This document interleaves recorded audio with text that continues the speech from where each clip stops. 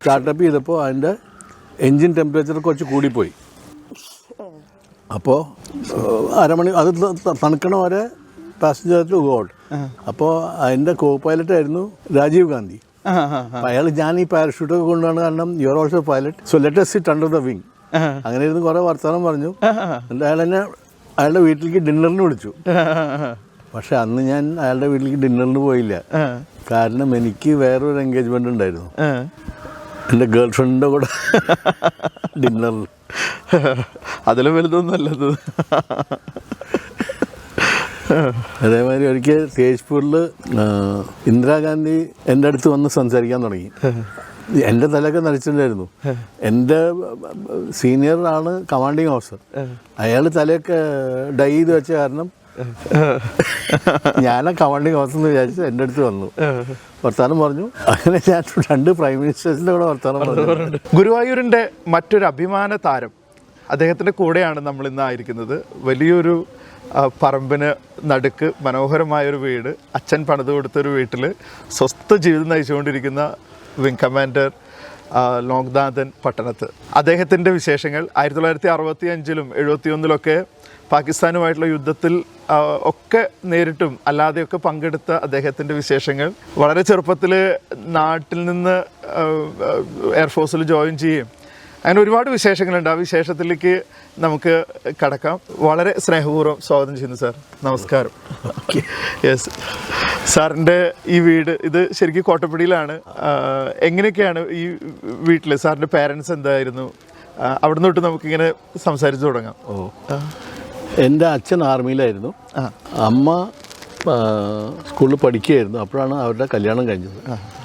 അമ്മ പഠിക്കുന്ന കാലത്ത് തന്നെ ഗർഭിണിയായിട്ട് പിന്നെ ഞാൻ ജനിച്ചു 1941.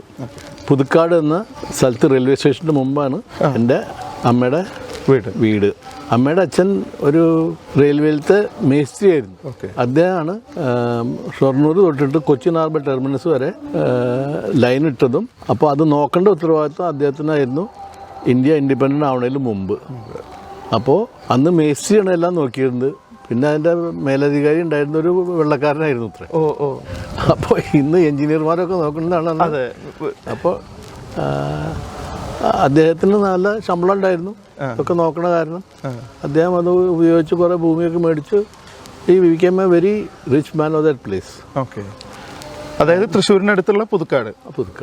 അതെ. പിന്നെ അവിടെ അച്ഛൻ്റെ വീടാണ് നമ്മൾ ഗുരുവായൂർ. അതെ, ചൂൽപ്പുറത്താണ് ശരിക്കുള്ള വീട്. ആദ്യം തറവാടൊക്കെ ഉള്ളത്. തറവാടിൽ നിന്ന് നമ്മൾ ഇറങ്ങി പോകേണ്ടി വന്നു, എന്തോ കേസൊക്കെ ആയിട്ട്. അന്നൊരു ഇക്കാക്ക് അധികാരിയും ഫാമിലിയായിട്ട് എന്തോ വഴക്കുണ്ടായിട്ടാണ് ഇതൊക്കെ സംഭവിച്ചത്. പക്ഷെ അത് കഴിഞ്ഞ് ഞാൻ സ്കൂളിൽ പഠിക്കാൻ തുടങ്ങിയപ്പോൾ ഇവിടെ എത്തി. 41 ജനിച്ചാലും യുദ്ധസമയമായിരുന്നു. അപ്പോൾ എൻ്റെ അച്ഛൻ ആർമിയിലായ കാരണം എൻ്റെ അമ്മയ്ക്ക് അച്ഛൻ്റെ കൂടെ പോയി ജീവിക്കാനുള്ള സൗകര്യം ഉണ്ടായിരുന്നില്ല. യുദ്ധകാലത്ത് ഒട്ടും പറ്റില്ല. അപ്പോൾ 45 യുദ്ധം കഴിഞ്ഞ് 46, 47, 48 ഞങ്ങൾ ഇവിടെ വന്നു. പിന്നെ അച്ഛൻ ഒരു JCO ആയിരുന്നു. അപ്പോൾ അത്ര സൗകര്യങ്ങളുണ്ടായിരുന്നില്ല വീട്ടിലുള്ള മാതിരി. അപ്പോൾ അങ്ങനെ ലിറ്റിൽ ഫ്ലവർ സ്കൂളിൽ, ചെറിയ സ്കൂളിൽ ഞാൻ 1ാം ക്ലാസ്സിൽ പഠിക്കാൻ പോയി. മമ്മിയൂർ ചെറിയ സ്കൂളിൽ. അത് എന്താണ് ബോയ്സ് ആൻഡ് ഗേൾസ് ഉണ്ടായിരുന്നു. അതെ, അതിൽ 7ാം ക്ലാസ് വരെ അന്നുണ്ടായിരുന്നുള്ളൂ. പക്ഷെ 5ാം ക്ലാസ് ആയപ്പോഴേക്കും അച്ഛൻ ചെന്നൈ, അന്ന് മദ്രാസ്, അവിടേക്ക് എന്നെ ഒരു സെലക്ഷന് കൊണ്ടുപോയി. ഞാൻ സെലക്റ്റായി. സെലക്ഷൻ കൊണ്ടുപോയത് ബാംഗ്ലൂർ KG6 RIMC എന്നുള്ള സ്കൂളിൽ ചേരാനാണ്. In that school I study till 1 class before senior Cambridge, and that was those days deemed to be equal to matriculation. Okay. So I could appear for UPSC entrance exam. So I appeared and I passed. Sir അതിലേക്ക് എത്തുന്നതിന് മുമ്പ് നമ്മളിങ്ങനെ മുന്നേ സംസാരിച്ചപ്പോൾ പറഞ്ഞൊരു കാര്യം ഉണ്ടായിരുന്നു.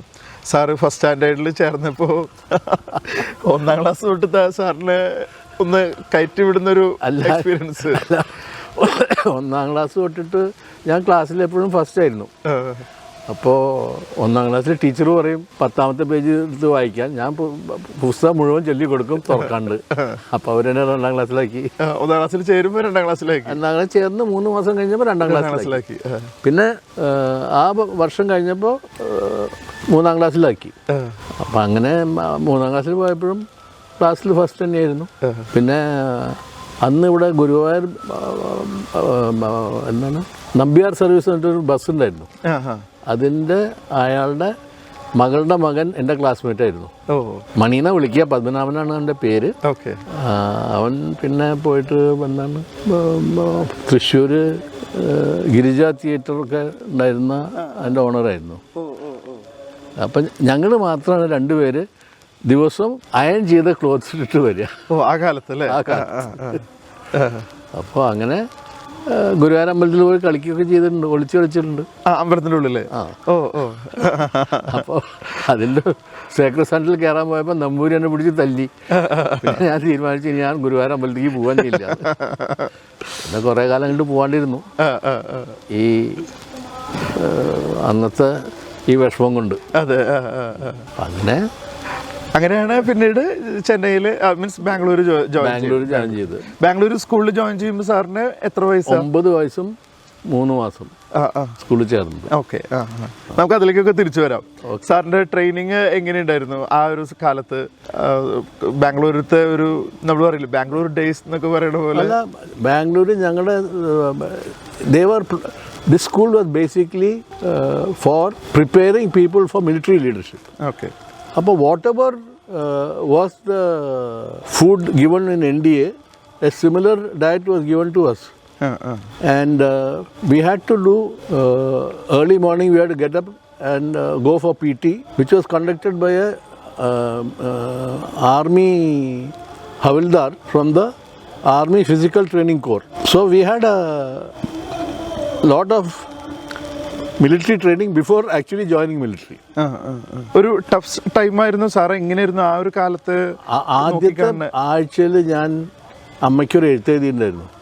അമ്മ എങ്ങനെയാണ് ഈ 3 കൊല്ലം കഴിയാന്ന്. കാരണം അവിടെ ചെന്നപ്പോൾ ആദ്യം തന്നെ റാഗിങ്ങിൽ പെട്ടു. ഒരുത്തൻ വന്ന് പറഞ്ഞു, do you know to swim? Yes sir. അപ്പോൾ ഒരു മഗ്ഗിൽ കുറച്ച് വെള്ളം ഒഴിച്ചിട്ട് നിലത്ത് വെച്ച് പറഞ്ഞു, നോ സ്വിം. അപ്പോൾ അങ്ങനെയൊക്കെ ചെയ്യേണ്ടി വന്നു. അപ്പോൾ ഞാൻ വിചാരിച്ചു എങ്ങനെയായി 3 കൊല്ലം കഴിയുക ഇങ്ങനെയൊക്കെയുള്ള ഓരോ കാര്യം ചെയ്തിട്ട്. പക്ഷെ 3 കൊല്ലം കഴിഞ്ഞു. അത് കഴിഞ്ഞ് 30 കൊല്ലം സർവീസിലും കഴിഞ്ഞു. ഇനി 32 കൊല്ലം റിട്ടയർ ആയിട്ടും കഴിഞ്ഞു. പിന്നെ എങ്ങനെയാണ് സാർ NDAയിലേക്ക് നാഷണൽ ഡിഫൻസ് അക്കാഡമിയിലേക്ക് എത്തിയത്? ഞാൻ നാഷണൽ ഡിഫൻസ് അക്കാഡമിക്ക് ചേർന്നത് എനിക്ക് ആർമി നേവി എയർഫോഴ്സ് ചേർന്ന ഉദ്ദേശം ഉണ്ടായിരുന്നില്ല. പക്ഷെ ഞങ്ങളുടെ മാഷന്മാർക്ക് PWMCയിലത്തെ മാഷന്മാരുടെ സാലറി കിട്ടുന്നുണ്ടായിരുന്നില്ല. ഓക്കെ. അപ്പോൾ അവരത് ആവശ്യപ്പെട്ടപ്പോൾ ഡിഫൻസ് മിനിസ്റ്റർ പറഞ്ഞു, ഇവരും നിങ്ങൾ NDAയിലത്തെ എൻട്രൻസ് കൂട്ടിയാൽ നിങ്ങൾക്കും. അപ്പോൾ NDAയിലത്തെ എൻട്രൻസിന് വേണ്ടിയിട്ട് അവരുടെ മാഷന്മാർക്ക് ശമ്പളം കൂടാൻ വേണ്ടിയിട്ടാണ് ഞാൻ NDA എൻട്രൻസിനുള്ള ഇതിന് പോയത് തന്നെ. ഓക്കെ. അതിൽ first second third choice air force എഴുതാൻ കാരണം അന്ന് ഒരു എയർഫോഴ്സ് സെലക്ഷൻ ബോർഡ് ഉണ്ടായിരുന്നുള്ളൂ. അത് ഡെഹ്റാഡൂണിൽ. ഓക്കെ. അപ്പോൾ ബാംഗ്ലൂരിൽ നിന്ന് ഡെഹ്റാഡൂൺ പോയാൽ എനിക്ക് ഡൽഹിയിൽ കുത്തബ് മിനാർ കാണണമെന്നൊരു ആശ ഉണ്ടായിരുന്നു. അപ്പോൾ അതിന് വേണ്ടിയിട്ട് അപ്പോൾ അങ്ങനെ അവിടെ പോയി സെലക്ഷൻ കിട്ടി. മെഡിക്കലിൽ വന്നു, അതിലും പാസ്സായി. മെറിറ്റ് ലിസ്റ്റിലും വന്നു. പിന്നെ അച്ഛനാണ് തീരുമാനിക്കേണ്ടത് ഞാൻ എങ്ങനെയാ പോകേണ്ടതെന്ന്. അച്ഛനൊന്നും മിലിറ്ററിയിലുണ്ടായിരുന്നു? ആർമിയിലുണ്ടായിരുന്നു. അപ്പം അച്ഛന് ഞാൻ ഒരു ഡോക്ടറാവണമെന്നായിരുന്നു. പക്ഷെ അന്ന് എനിക്ക് 16 വയസ്സിൽ മനസ്സിലൊരിതുണ്ടായിരുന്നു, വെല്ലോരുടെ വിഷമം കേട്ടിട്ട് ഉപയോഗിച്ച് എനിക്ക് പൈസ ഉണ്ടാക്കേണ്ട ആവശ്യം എനിക്കത് തീരെ പറ്റില്ല. വല്ല ഇലക്ട്രിക്കൽ എൻജിനീയറായിട്ട് വല്ല പുതിയ സാധനം കണ്ടുപിടിക്കണമെന്നായിരുന്നു കുട്ടിക്കാലത്തെ ആശ. പക്ഷേ അച്ഛൻ്റെ കൊലീഗ്സൊക്കെ അച്ഛനോട് പറഞ്ഞു, ഈ സെലക്ഷൻ കിട്ടി മെറിറ്റ് ലിസ്റ്റിൽ വന്ന കുട്ടീനെ 20 വയസ്സാകുമ്പോഴേക്കും ഒരു ജോലിയാവും, അല്ലെങ്കിൽ വെറുതെ.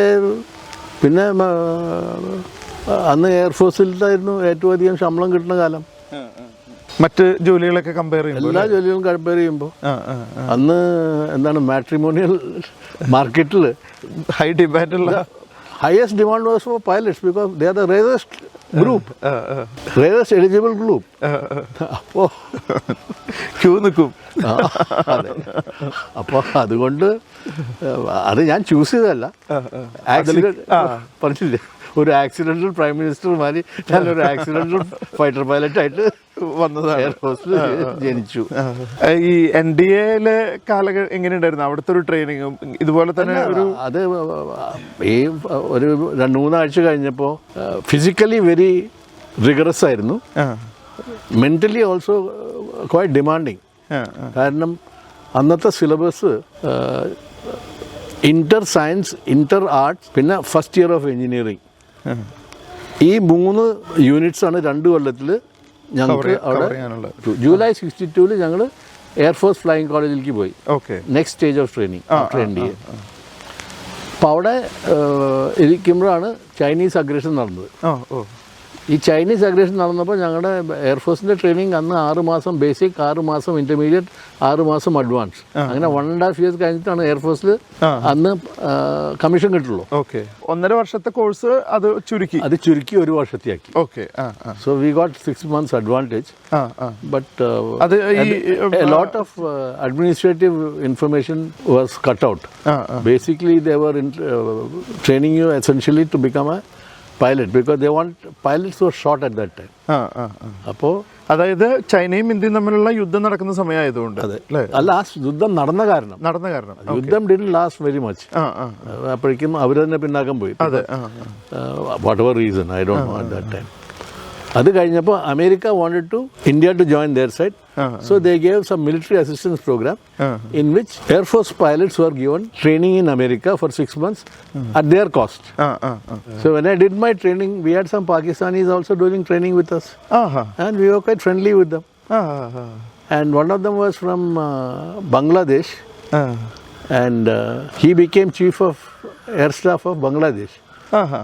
And some Bangladeshi trainees had come to Air Force Administrative College for training, and they met me. I was at that time posted at so when I told them I was in Pakistan, I was with him in USA, so they sent this message back to the chief, and he sent me a sari from there.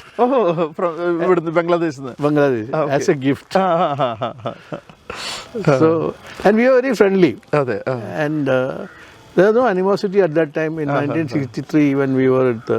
Even അല്ലെങ്കിലും ഈ പുറത്ത് കാണുന്ന ഒരു tension ഉള്ളില് പലപ്പോഴും ഉണ്ടാവില്ല എന്ന് തോന്നുന്നു അല്ലേ? ഈവൻ സ്റ്റാഫ് മീൻസ് മിലിറ്ററി അല്ല, see basically the problem is with politicians, not with army. We don't choose who is our enemy. It is the government which അവരുടെ ഡിസിഷൻ ആണ്. അപ്പോൾ our job is to fight for the country against anybody who government ആരെയാണ് declare ചെയ്യണേ അവരുമായിട്ട്. And we don't care who gets elected. We have nothing to do with politics in services. Sir അവിടുന്ന് തിരിച്ചു വന്നിട്ട് immediate ആണ് first Indian Pakistan. ഞാൻ പോയത് April 64, and we came back May, June, July, August, September, October. നവംബറിൽ തിരിച്ചെത്തി. 64 നവംബറിൽ തിരിച്ചെത്തി. Then I was posted to Adampur at 8th Squadron, flying Mystère aircraft, which is the ground attack aircraft. അപ്പോൾ അതിൽ ഞാനൊരു ground അറ്റാക്കിൽ fully ops ആയി കഴിഞ്ഞപ്പോൾ ഞാൻ ലീവ് എടുത്തു. ഓണത്തിന് കുറേ കാലം ഓണം നാട്ടിലുണ്ടായിട്ടില്ല. 9 വയസ്സ് കഴിഞ്ഞിട്ട് ഓണം കണ്ടിട്ടില്ല. അപ്പോൾ 21ാം വയസ്സിൽ ഓണം കാണാൻ വേണ്ടിയിട്ട് നാട്ടിലേക്ക് ലീവ് എടുത്ത് വന്നു. പക്ഷെ ഓണത്തിൻ്റെ മുമ്പ് എന്നെ റീകോൾ ചെയ്തു. അപ്പോഴേക്കും അവിടെ പ്രശ്നം തുടങ്ങി. അപ്പോൾ we were on ready to fight mode for about 2 months before the actual conflict. അപ്പോൾ ഞങ്ങൾ കാത്തു നിൽക്കുകയായിരുന്നു എന്നാ ഓർഡർ കിട്ടുക അവിടെ പോയി അറ്റാക്ക് ചെയ്യാൻ. പക്ഷെ നമ്മളല്ല ചെയ്തത്, അവർ അറ്റാക്ക് ചെയ്ത് കഴിഞ്ഞാൽ നമ്മൾ റെസ്പോണ്ട് ചെയ്തുള്ളൂ. പാകിസ്ഥാന്റെ ഭാഗത്തു നിന്നാണ് ആദ്യത്തെ അറ്റാക്ക് ഉണ്ടായത്. അതുകൊണ്ട് they had the advantage of being the so even though we are prepared, we still had a few losses on the ground because we are not taken full precautions at that time. അത് കഴിഞ്ഞു. സാറിന് അന്നത്തെ ദിവസങ്ങൾ ഓർക്കുണ്ടോ? ഈ അന്നത്തെ എന്തെങ്കിലും bombing നടത്തിയോ? അല്ല, അന്നത്തെ ആദ്യത്തെ പാകിസ്ഥാനികൾ രാത്രി കുറേ സ്പെഷ്യൽ ഫോഴ്സസിനെ എയർഫീൽഡിൻ്റെ ചുറ്റും കൊണ്ടുവന്ന്, അന്ന് നൈറ്റ് ഫൈറ്റേഴ്സ് ഉണ്ടായിരുന്നില്ല ഇന്ത്യൻ എയർഫോഴ്സിൽ. ഓക്കെ. അപ്പോൾ air space was free for anyone. പാകിസ്ഥാനും ഉണ്ടായിരുന്നില്ല, നമുക്ക് അങ്ങോട്ട് പോകായിരുന്നു. So they went and drop paratroopers about 8 kilometers around Adampur airfield. When this was known to us, we had no ground defense available. അന്ന് അവിടെ എയർഫോഴ്സുകാർക്ക് ground defence അറിയില്ല. പക്ഷേ ഈ NDAയിലത്തെ ex officers from NDA in the Air Force, they were given the task of defending the airfield till army came. Okay. So I was one of the, we are about 8 officers there who are from ex-NDA. So we are given 2 Sten guns each and 5-6 airmen for patrolling an airfield which is 3 kilometers long. The perimeter is more than 10 kilometers. Okay. But to defend 10 kilometers, we had 8 groups. So we were patrolling up and down. And we told them, don't shoot anybody because you will show your position. Only when you're sure you have to, then we'll tell you when. For this, like this, we spent 3 days without sleep. അതായത് army വരുന്നത് വരെയുള്ള സമയം അല്ലേ? അതെ. പിന്നെ army, some platoons of infantry or somebody came to Adampur and I slept for I think 24 hours after that. അത് കഴിഞ്ഞിട്ടാണ് പിന്നെ കുറച്ച് ദിവസം കഴിഞ്ഞിട്ടാണ് when I was fully fit, only then I got couple of sorties to go on. And Misty was a ground attack aircraft. So my leader, I was number 2. Leader took me wherever, then we pulled up and dropped the bomb and came back. Those days we didn't have methodology of finding out where the bomb dropped. ഒരു ഇതൊന്നുമില്ല, mapping ഒന്നുമില്ലല്ലോ അല്ലേ? അല്ല, മാപ്പ് ഞങ്ങളുടെ ഒരു മാപ്പ് നോക്കിയിട്ടാണ് നമ്മൾ വരച്ചിട്ടാണ് ഞങ്ങൾ പോയിക്കൊണ്ടിരിക്കുന്നത്. അവിടെ ഒരു റിവർ ഉണ്ട്, ഇവിടെ ഒരു ബ്രിഡ്ജ് ഉണ്ട്, അങ്ങനെ നോക്കിയിട്ട് ഞങ്ങളുടെ നാവിഗേഷൻ. അപ്പോൾ അങ്ങനെ പോയി അവിടെ ബോംബിട്ട് വന്നിട്ടുണ്ട്. എൻ്റെ ഓർമ്മയിൽ ഹുസൈനിവാല ഹെഡ് വർക്ക്സ് ഒരു ടാർഗറ്റിൻ്റെ പേര് എനിക്ക് ഓർമ്മയുണ്ട്. ഓക്കെ. അവിടെ ബോംബിങ് ചെയ്തു. പിന്നെ ഞാൻ 8th സ്ക്വാഡ്രണിലായിരുന്നു. 8th സ്ക്വാഡ്രണിലാണ് ഏറ്റവും അധികം ഒഫൻസീവ് മിഷൻസ് ഫ്ലൈ ചെയ്തത്. അപ്പോൾ വാർ കഴിഞ്ഞതിന് മുമ്പ് ഞങ്ങൾക്ക് റെസ്റ്റ് എടുക്കാൻ വേണ്ടി ഞങ്ങളുടെ ഗോരഖ്പൂർ എന്ന് പറഞ്ഞ സ്ഥലത്തേക്ക് മാറ്റി പിന്നാക്കം കൊണ്ടുവന്നു. അപ്പോൾ ഗോരഖ്പൂരിൽ വന്ന് കുറച്ച് ദിവസം കഴിഞ്ഞപ്പോഴേക്കും വാർ കഴിഞ്ഞു. പിന്നെ ഗോരഖ്പൂരിൽ നിന്ന് ഞങ്ങൾ രണ്ടാമതും ആദംപൂരിലേക്ക് തിരിച്ചെത്തി. അവിടെ തിരിച്ചെത്തിയപ്പോഴാണ് ഈ ഞാൻ പറഞ്ഞില്ലേ ജയലളിത. തീർച്ചയായിട്ടും അത് അന്ന് തമിഴ്നാട് ചീഫ് മിനിസ്റ്റർ ആയിരുന്നു ജയലളിത. അല്ല, അന്ന് she was A 17-year-old actress. Okay. And I was a 23-year-old young man. അങ്ങനെയാണ് അത് ഒന്ന് നമുക്ക്, അതായത് ജയലളിത അവിടെ വരുന്നതാണ് നിങ്ങളുടെ അവിടെ അവർ വന്നു. ഈ ഗ്രൂപ്പ് ജയലളിത ഉണ്ടായിരുന്നു. പിന്നെ അതെന്തിനു വേണ്ടി വന്ന് നിങ്ങൾ ജസ്റ്റ് 2010 അന്ന് രാമമൂർത്തി വിശ്വനാഥ് എന്ന് പറഞ്ഞിട്ടൊരു മ്യൂസിക് ഡയറക്ടർ അയാളുണ്ടായിരുന്നു. ഓക്കെ. പിന്നെ ഏതോ ഒരു പാട്ട് എഴുതുന്ന കണ്ണദാസനോ ആരുണ്ടായിരുന്നു തമിഴ്നാട്ടിലെ. ഇവിടുത്തെ ഗ്രൂപ്പാണ്. അപ്പോൾ അവർ അവിടുത്തെ ആദംപൂരിനെ പറ്റി ഒരു ഇതുണ്ടാക്കി അയാൾ അതൊക്കെ പാട്ട് പാടി. പിന്നെ പത്മിനി വന്നിട്ടുണ്ടായിരുന്നു. പിന്നെ അവരൊരു ഡാൻസ് പ്രോഗ്രാമൊക്കെ ഉണ്ടായിരുന്നു സ്റ്റേജിൽ. ഓക്കെ. അത് കഴിഞ്ഞ് ഓഫീസേഴ്സ് മെസ്സിലൊരു ഡിന്നർ പാർട്ടി ഉണ്ടായിരുന്നു. ആ ഡിന്നർ പാർട്ടി ടൈമിലാണ് ഞാൻ ബാറിൽ ഒരു സ്മോൾ അടിക്കുമ്പോൾ ചന്ദ്രബാബു എന്ന് പറഞ്ഞിട്ടൊരു സീനിയർ തമിഴ് ആക്ടർ അയാൾ പറഞ്ഞു, hey what are you doing here Lokanathan? I said, why? I am having a drink. See, I am a pilot officer, lowest officer of the Air Force. അപ്പോൾ higher officers are there, so you people entertain them. ഞങ്ങളിവിടെ അപ്പോൾ അയാൾ പറഞ്ഞു, hey you are a pilot? I said, yes. Jayalalitha is looking for a pilot. Why didn't you go and propose to her? അപ്പോൾ ഞാൻ പറഞ്ഞു, why should I waste my time? What is in it for me? അപ്പോൾ അവൾ പറഞ്ഞു, if she says yes, you got Jayalalitha. I said, okay. If she says no, I have wasted my time. I'll give you a bottle of scotch. So I went. He introduced me to Jayalalitha. Then I asked her, I didn't know if she could speak English. I asked her, will you, நீ என் பொண்டாட்டி ஆவறியா?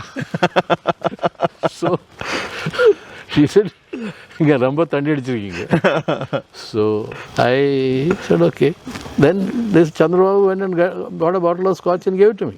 So we are 5 pilot officers. We sat and finished that bottle of scotch that night.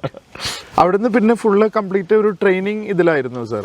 അല്ല, അതിൽ I became fully ops in, this was from ground attack. Then NAT is the air defense aircraft. Okay.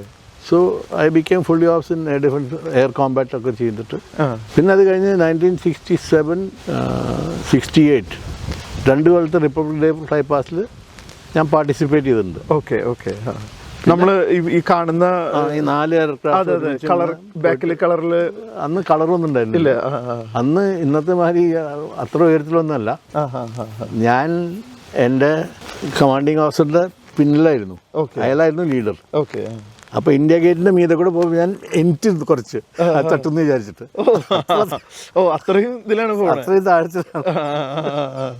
ഇന്നതൊന്നും allowed അല്ല. Okay okay. അന്ന് V R on ഷോമൻഷിപ്പ്. അതെ അതെ അതെ. 65 വാർ കഴിഞ്ഞു, 71 വാർ ഉണ്ടായല്ലോ. 71 വാർ കഴിയുമ്പോൾ ഞാൻ അന്ന് ഹക്കീംപേട്ടിലായിരുന്നു ആസ് എ ഫ്ലൈയിങ് ഇൻസ്ട്രക്ടർ. അപ്പൊ അന്ന് 4 ഫ്ലൈറ്റ്സ് ഉണ്ടായിരുന്നു, ABCD. അപ്പൊ A and B was to go for combat for the first 10 days, and after that for next 10 days C and D pilots were to go to their respective mother squadron from where they came. That means I would have gone to NATS and some NAT squadron, but within 10 days the war finished. Or 15 days. I mean, before 14. The time duration, the war finished. So I didn't have to go for active. But then we had to fly double the amount of time. Sir train ചെയ്ത ഒരുപാട് ആൾക്കാരുണ്ട്. അതിൽ നമ്മൾ ഈ Abhinandan വർദ്ധമാൻ്റെ father, വർദ്ധമാൻ്റെ അടക്കം അല്ലേ? അല്ലല്ല, ഞാൻ ഈ അവർ ഓഫീസറാവുന്നതിന് മുമ്പ് ട്രെയിൻ ചെയ്ത കുട്ടികളല്ലത്. ഞാൻ 1 സ്ക്വാഡ്രണിൽ 1978 അവിടെ വന്നപ്പോൾ അഭിനന്ദന്റെ അച്ഛൻ was A flying officer. Okay. He was being trained in the MiG-21 to become a fully ops pilot. അപ്പോൾ അതിൽ കുറച്ച് ലീഡർഷിപ്പ് ട്രെയിനിങ് ഒക്കെ, കാരണം MiG-21 most of the flying is done alone. പിന്നെ കോമ്പാറ്റൊക്കെ എയർ കോമ്പാറ്റൊക്കെ ചെയ്യും. അങ്ങനെ അവനെ ട്രെയിൻ ചെയ്തിട്ടുണ്ട് എൻ്റെ അച്ഛനെ. സാറിങ്ങനെ ഫുൾ ടൈം എൻഗേജഡ് ആയിട്ടുള്ളത് തോന്നിയിട്ടുണ്ട്. അതെങ്ങനെയാണ്, എവിടുന്നാണ് അതിൻ്റെ ഒരു സ്റ്റാർട്ടിങ്? ഇപ്പൊ സാറ് ഈ ഒരു പ്രായത്തിലും ഇപ്പൊ നമുക്കറിയാം സാർ എക്സസൈസ് ചെയ്യണു, ഇപ്പൊ തൊട്ടടുത്തത് സാറ് സിദ്ധ വാക്കിംഗ് ചെയ്യണു, പിന്നെ എത്തിയിടും 20 പ്രാവശ്യം, പിന്നെ പുഷപ്സ് ചെയ്യും. അപ്പൊ അതെങ്ങനെ ഇത്രയും ലൈവ് ആൻഡ് ആക്റ്റീവ് ആക്കിയിട്ട് ഇങ്ങനെ? ഞാൻ സ്കൂളിൽ പോയപ്പോൾ കേരളത്തിൽ അന്ന് ഇംഗ്ലീഷ് പഠിക്കില്ല 5ാം ക്ലാസ് വരെ. ഈ സ്കൂളിൽ ചെന്നപ്പോൾ ടൈം ടേബിൾ കണ്ടു. അതുമ്പോൾ English, maths, history, geography, health science എന്നൊക്കെയുള്ള സബ്ജക്ട്സ് ഉണ്ട്. അപ്പോൾ ഓരോ സബ്ജക്റ്റിനും വെവ്വേറെ മാഷുമാർ വരും, ആ സബ്ജക്റ്റിനെ പഠിപ്പിക്കുക. പിന്നെ ബുധനാഴ്ച ആഫ്റ്റർനൂൺ ഞങ്ങൾക്ക് ഫ്രീ ആണ്, ശനിയാഴ്ച ആഫ്റ്റർനൂൺ ഞങ്ങൾക്ക് ഫ്രീ ആണ്, ഞായറാഴ്ച ഞങ്ങൾക്ക് ഫ്രീ ആണ്. അപ്പോൾ അവിടെ ഹോബീസ് എന്നുള്ളൊരു വാക്കുണ്ട് ടൈം ടേബിളിൽ. അപ്പോൾ ഈ ചില ദിവസം ഞങ്ങളെ ഹാർമോണിയം പഠിപ്പിക്കും, ചില സമയത്ത് പെയിൻറ്റിങ് ക്ലാസ്സിൽ കൊണ്ടുപോകും, ചില സമയത്ത് ഒരു ക്യാമറ തരും, ഫോട്ടോ എടുക്കാൻ പറയും. പിന്നെ അത് ഡാർക്ക് റൂമിൽ കൊണ്ടുപോയിട്ട് വാഷ് ചെയ്ത് അത് പ്രിൻ്റ് ചെയ്യാൻ പറയും. പിന്നെ അവിടെ സൈക്കിൾ തരും, അതെടുത്തിട്ട് ഞങ്ങളെ ഹൊസൂർ വരെ സൈക്കിൾ ചവിട്ടി കൊണ്ടുപോകും. അങ്ങനെയുള്ള കുറേ കാര്യങ്ങളാണ്. അപ്പം ഞാൻ ഈ ഇംഗ്ലീഷ് മാഷോട് ചോദിച്ചു, sir I not understanding time table clearly. So he said, what do you don't understand? I said, sir, maths teachers come, English teacher come, but hobbies, one day we go here, one day we go there, what is this hobbies? So they said it is extracurricular activity. ആദ്യം തന്നെ hobbies എന്താണെന്ന് അറിയില്ല, പിന്നെ ഈ extra curricular എന്നൊക്കെ പറഞ്ഞപ്പോൾ അത് എൻ്റെ തലയുടെ മീതെ കൂടെ പോയി. അപ്പം ഞാൻ മാഷോട് പറഞ്ഞു, സാർ നോട്ട് അണ്ടർസ്റ്റാൻഡിങ്. മാഷ് പറഞ്ഞു ടൈം ടേബിൾ നോട്ട് അണ്ടർസ്റ്റാൻഡിങ്. അപ്പോൾ മാഷ് പറഞ്ഞു extra curricular activity means you will not have exam in those subjects. So then I will sleep. Why I will want to go there? He said, no. See, this is in your free time, you have to keep yourself occupied because empty mind is a devil's workshop. അപ്പോൾ a 9-year and 5-month-old child, when he is told that if you don't do anything, devil will come into your mind. It was such a frightening thing that I kept on doing something or the other throughout the time I was awake. So that became a habit. So now I can't sit idle. I have to keep on doing something or the other. Cycling ചെയ്തു അല്ലേ? Cycling ചെയ്യും, വല്ലതും ചെയ്യും. ഇതിനിടയിൽ sir ഞാനിങ്ങനെ കേട്ടു ഇങ്ങനെ full ഇപ്പോൾ ട്രാവൽ ചെയ്യാണ്. ഇപ്പോൾ എല്ലാവരും എന്നെക്കാട്ടിലും മൂത്ത ആൾക്കാരെ പോയി കാണലാണ് മറ്റൊരു ഹോബി ഇപ്പോഴത്തെ. കാരണം എൻ്റെ ഒരു നെവ്യൂ ഡോക്ടർ പറഞ്ഞു, മാമ keep driving because that will keep your brain എന്താണ് ന്യൂറോ മസ്കുലർ എന്തൊക്കെയോ അവൻ വാക്കുകൾ ഉപയോഗിച്ചു, അതൊക്കെ കണക്റ്റഡ്. അപ്പോൾ but don't go hit somebody. വെറുതെ ഒരു കാർ എടുത്ത് ഓടിക്കാൻ ഭ്രാന്തന്മാരാണ്. When you drive you have to have some purpose. അതെ. ഇപ്പോൾ സാറ് എവിടെയൊക്കെ പോയി? ഇപ്പം ഞാൻ പുതിയ കാർ കിട്ടിയിട്ട് ആദ്യം ബാംഗ്ലൂർ പോയി, പിന്നെ ചെന്നൈ പോയി, പിന്നെ തനിയെ ഡ്രൈവ് ചെയ്ത് പോകും. തനിയെ കണ്ണൂർ പോയി, പിന്നെ അമേരിക്ക പോയി തിരിച്ചു വന്നിട്ട് എൻ്റെ മകളുടെ അടുത്ത് പോയിട്ട് തിരിച്ചു വന്നിട്ട് കണ്ണൂർ ഒരു കല്യാണത്തിന് പോയി, തലശ്ശേരി ഒരു ഫ്രണ്ടിനെ കാണാൻ പോയി. ഇനിയിപ്പോൾ next programme is to go to Secunderabad. എൻ്റെ അച്ഛൻ്റെ ചേട്ടൻ്റെ ഒരു മോൾ അവിടെ ഉണ്ട്, അവരെ കാണാൻ. ഇങ്ങനെ ഈ ആളുകളായിട്ട് ഒരുമിച്ച് കൂടലൊന്നും അതൊന്നും ഒഴിവാക്കാറില്ല അല്ലേ? C situation has come for some of my course-mates who can't walk, who can't travel. Then some can't eat this, some can't drink that. I can eat whatever I like, I can drink whatever I like. ഇപ്പോൾ sir നമ്മളിവിടെ ഇരിക്കുന്ന സ്ഥലത്താണെങ്കിൽ പോലും sir ഇവിടെ aircraft കൊണ്ട് കുറച്ച് കാര്യങ്ങളൊക്കെ ചെയ്തിട്ടുണ്ടെന്ന് കേട്ടിട്ടുണ്ട്. അല്ല, ഞാൻ 77-ൽ സുലൂർന്ന് ഒരു നാറ്റ് എയറോപ്ലെയിൻ കൊണ്ടുവന്നിട്ട് ഇവിടെ കുറച്ച് ലോ ലെവൽ എയറോബാറ്റിക്സ് ഒക്കെ ചെയ്തിട്ടുണ്ട് വീടിൻ്റെ മേലെ. അപ്പോൾ ഭയങ്കര സൗണ്ട് അല്ലേ ഉണ്ടാവുക? അത് ആൾക്കാർ പേടിച്ചിട്ടുണ്ടാവോ? പേടിച്ചിട്ടുണ്ടായിരുന്നു. അത് എമർജൻസി ടൈമാണെന്ന്. ഓ യെസ് യെസ്. ആൾക്കാർ വിചാരിച്ചു ഇന്ദിരാഗാന്ധി വല്ല ബോംബിങ്ങൊക്കെ പ്രതീക്ഷിച്ചിട്ടുണ്ടാവും ആൾക്കാർ. അതെന്ന് എനിക്കന്ന് അതിനെപ്പറ്റി ആലോചന ഉണ്ടായിരുന്നില്ല. എനിക്ക് അല്ല, അങ്ങനെ അതിനൊക്കെ പെർമിഷൻ ഉണ്ടാവുമോ? ഇന്ന് റേഡാറൊക്കെ ഉണ്ട്, അന്ന് ഒന്നുമില്ലല്ലോ. നമ്മുടെ ഇഷ്ടമാണ് പോണതൊക്കെ. അന്ന് ഞങ്ങൾ പോയിട്ട് അമേരിക്കയിൽ ഗ്രാൻഡ് കാനിയൻ്റെ ഉള്ളിൽ കൂടെ പറന്നിട്ടുണ്ട്. അത് ഇപ്പൊ ചെയ്യാൻ പറ്റില്ല. Okay okay. ഇപ്പൊ അവിടുത്തെ ഫ്ലൈയിങ് ഗ്രാൻഡ് കാനിയൻ കാണുമ്പോ തന്നെ ഭയങ്കര ഒരു പേടിപ്പെടുത്തുന്ന ഒരു സ്ഥലമല്ലേ? അപ്പൊ അതിൻ്റെ ഉള്ളിൽ കൂടെ പറന്നിട്ടുണ്ട്. അപ്പം അങ്ങനെയുള്ള കുറേ വിഡ്ഢിത്തങ്ങളൊക്കെ ഞങ്ങൾ കുട്ടിക്കാലത്ത് ചെയ്യുന്നുണ്ട്. ഇവിടെ അന്ന് സാർ ഇങ്ങനെ ഫ്ലൈ ചെയ്യുമ്പോൾ ഇവിടെ താഴെ ആൾക്കാരൊക്കെ കണ്ടായിരുന്നു? ആൾക്കാർ എൻ്റെ അച്ഛനെ കണ്ടു. അച്ഛനൊരു തോർത്തുള്ളിങ്ങനെ. ബാക്കിയുള്ള ആൾക്കാരെ ഞാൻ നോക്കിയില്ല, എൻ്റെ വീട് മാത്രം നോക്കി. പക്ഷെ അതൊരു പ്രൗഡ് മൊമെന്റ് അല്ലേ? ഒരു അന്നത്തെ എന്താണ് ആ പ്രായത്തിൻ്റെ. ഇന്നത് ഞാൻ ചെയ്യില്ല, ചെയ്യാൻ അലവ് ചെയ്താലും. ഓക്കെ. കാരണം അതിൻ്റെ ഡേഞ്ചർ അറിയാം.